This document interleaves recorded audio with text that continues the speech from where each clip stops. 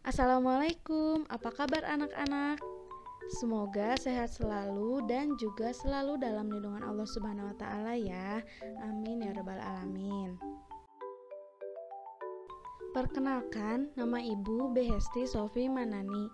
Ibu merupakan mahasiswa UPI Kampus Cibiru yang sedang melaksanakan kegiatan PPLSP di SD Plus Ar-Rahmat.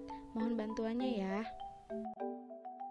Pembelajaran hari ini akan disampaikan oleh Ibu. Kita akan mempelajari tema 8, subtema 3, usaha pelestarian lingkungan, pembelajaran 1 sampai 3 untuk kelas 5 sekolah dasar. Nah, seperti yang bisa kita lihat, hari ini kita akan mempelajari mata pelajaran Bahasa Indonesia, IPA, PPKN, dan juga IPS. Ketersediaan air bersih sangat penting bagi kehidupan manusia. Berbagai upaya dapat kita lakukan untuk menjamin ketersediaan air bersih. Air bersih memiliki banyak manfaat yang dapat kita gunakan dalam kehidupan sehari-hari. Tetapi, ada air yang aman digunakan untuk memasak dan minum, namun ada pula yang sebaliknya. Nah, mari kita pelajari bersama. Nah, sekarang mari kita membaca teks berjudul Air untuk Kebutuhan Sehari-hari di halaman 100. Tapi sebelumnya, Ibu ingin bertanya dulu kepada kalian. Apakah salah satu di antara kalian ada yang pernah pergi ke laut atau bermain di pantai? Ada ya? Nah, menurut kalian bagaimana rasa air laut? Ya, air laut terasa asin. Nah, jika kamu berenang di pantai dan terpercik air laut, kamu akan mengetahui bahwa air laut terasa asin. Sebagian besar atau 97% air yang menutupi planet bumi ini berupa air laut. Air laut tidak bagus untuk diminum. Air laut juga tidak dapat digunakan dalam kebanyakan industri dan keperluan rumah tangga. Untunglah 3% air di dunia berupa air segar, yaitu air yang tidak asin dan dapat digunakan untuk minum, memasak, dan mencuci. Persyaratan air bersih meliputi 3 komponen, yaitu persyaratan secara fisik, secara kimia, dan kandungan mikroba yang terdapat di dalamnya. Yang pertama yaitu persyaratan secara fisik. A. Tidak keruh. B. Tidak berwarna apapun. C. Tidak berasa apapun. D. Tidak berbau apapun. E. Suhu antara 10 sampai 25 derajat Celcius. F. Tidak meninggalkan endapan. 2. Syarat kimiawi.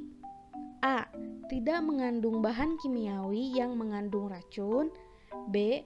Tidak mengandung zat-zat kimiawi yang berlebihan. C. Cukup yodium. D. pH atau derajat keasaman air antara 6,5 sampai 9,2. Dan yang ketiga, syarat mikrobiologi. Tidak mengandung kuman-kuman penyakit seperti disentri, tipus, dan kolera. Masyarakat memerlukan air dalam jumlah yang sangat besar.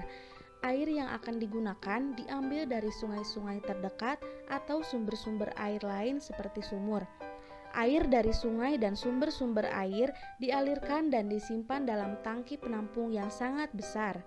Tangki penampungan berisi air ditambahkan sejumlah kecil gas klorin untuk membunuh kuman berbahaya. Selanjutnya, air dipompa melalui pipa bawah tanah menuju ke rumah-rumah penduduk. Air inilah yang digunakan untuk keperluan sehari-hari masyarakat. Sumber air lainnya didapat dari penggalian tanah. Lubang penggalian ini dinamakan sumur. Masyarakat membuat sumur sebagai sumber air untuk keperluan sehari-hari.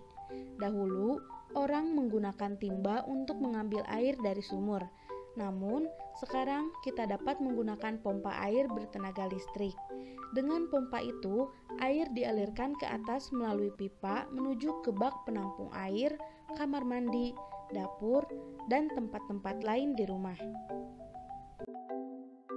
Setelah membaca teks tadi, coba diskusikan pertanyaan-pertanyaan di bawah ini bersama orang tuamu di rumah. Yang pertama, apa yang terjadi jika kita mencuci baju menggunakan air yang tercampur minyak? Yang kedua, apa yang terjadi jika kita minum air yang tercemar kuman penyebab penyakit? Yang ketiga, apa yang terjadi pada ikan-ikan di sungai yang menjadi tempat pembuangan limbah cair dari industri? Yang keempat, apa yang dapat kalian simpulkan dari jawaban pertanyaan-pertanyaan di atas? Tahukah kamu ada yang dinamakan dengan Hari Air Sedunia? Nah, untuk lebih memahaminya, mari kita membaca teksnya bersama-sama. Hari Air Sedunia. Hari Air Sedunia atau World Water Day diperingati setiap tanggal 22 Maret. Dengan adanya peringatan Hari Air Sedunia, kita diingatkan bahwa persediaan air bersih semakin berkurang padahal jumlah penduduk semakin bertambah.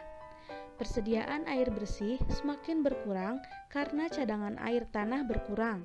Cadangan air tanah berkurang karena air hujan tidak masuk ke dalam tanah. Sebaliknya, air hujan langsung mengalir ke parit, selokan, lalu ke sungai dan terus ke laut. Air hujan tidak dapat masuk ke dalam tanah karena tidak ada akar-akar pohon yang dapat menahan air di dalam tanah. Banyak pohon di hutan ditebangi. Lahan-lahan hijau berubah menjadi perumahan, perkantoran, dan kawasan industri. Berkurangnya cadangan air tanah mengakibatkan banyak mata air kering. Sumur-sumur gali pun cepat kering pada musim kemarau. Akibatnya, penduduk di daerah pedesaan kesulitan mendapatkan air bersih untuk keperluan sehari-hari. Hasil panen pun jauh berkurang karena tanaman pangan kekeringan. Ada beberapa tindakan yang dapat kita lakukan untuk ikut membantu mengurangi krisis air bersih sebagai berikut. Yang pertama, yaitu menghemat penggunaan air. Yang kedua, membuat lubang resapan.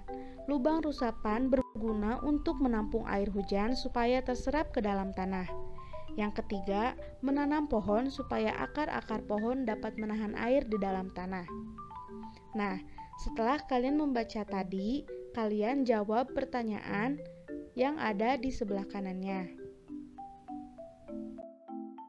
Nah, pada pembelajaran di subtema 1, kamu telah mengetahui jenis-jenis usaha ekonomi.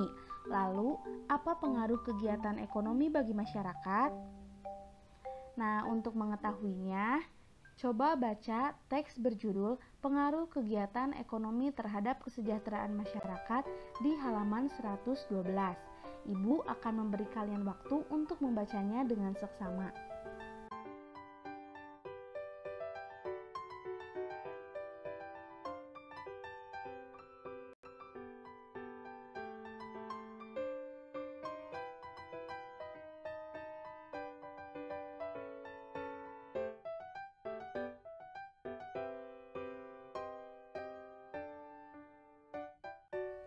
Nah, berdasarkan teks yang tadi kalian baca, coba buatlah peta pikiran yang memuat informasi-informasi penting dari teks tersebut. Sekian pembelajaran yang dapat Ibu sampaikan hari ini. Terima kasih telah menyimak dan mendengarkan. Sampai jumpa di pertemuan berikutnya. Wassalamualaikum warahmatullahi wabarakatuh.